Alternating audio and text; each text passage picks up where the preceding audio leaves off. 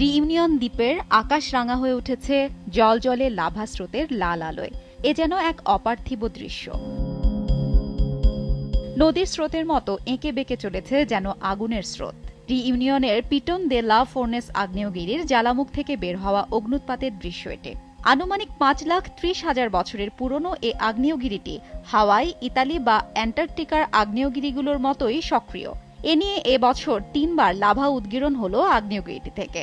3 দিন লাভা উদগীরণের পর রোববার বন্ধ হয় অগ্নুৎপাত। তবে এটি খুব বিপজ্জনক আগ্নেয়গিরি নয়, এমনটি জানিয়েছেন স্থানীয়রা।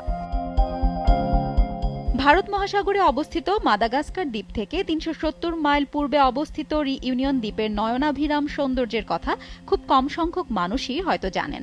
আগ্নেয়গিরি ছাড়াও সমুদ্রের স্বচ্ছ পানি আর বালুময় সৈকতের সৌন্দর্য আকৃষ্ট করে পর্যটকদের। একদিকে মাইলের পর মাইল সবুজ পাহাড়, অন্যদিকে কাঁচের মতো স্বচ্ছ সমুদ্রের পানি মোহিত করে রাখে প্রকৃতিপ্রেমীদের। এছাড়াও সমুদ্রের গভীরে প্রবাল আর জলজ প্রাণীর রহস্যময় ভুবন তো আছেই। ইন্দোনেশিয়ার পর্যটন দ্বীপ বালির আয়তনের অর্ধেক এ দ্বীপটি মরিশাস এবং মালদ্বীপের মতোই পছন্দের জায়গা অনেক ভ্রমণ পিপাসুর কাছে।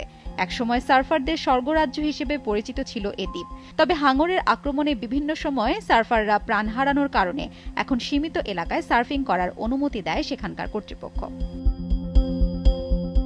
বিধ্বস্ত বিমানের ধ্বংসাবশেষ খুঁজে পাওয়ার পর সারা পৃথিবীর মনোযোগের কেন্দ্রে চলে আসা প্রায় 8,45,000 অধিবাসীর ছোট্ট এ দ্বীপটির সৌন্দর্যের কথা বিশ্ববাসী জানবে এবং প্রতি বছর আরও বেশি পর্যটক দ্বীপটি ভ্রমণে আসবে, এমনটিই প্রত্যাশা দ্বীপের বাসিন্দাদের। হাফসাতুন্নেসা, সময় সংবাদ।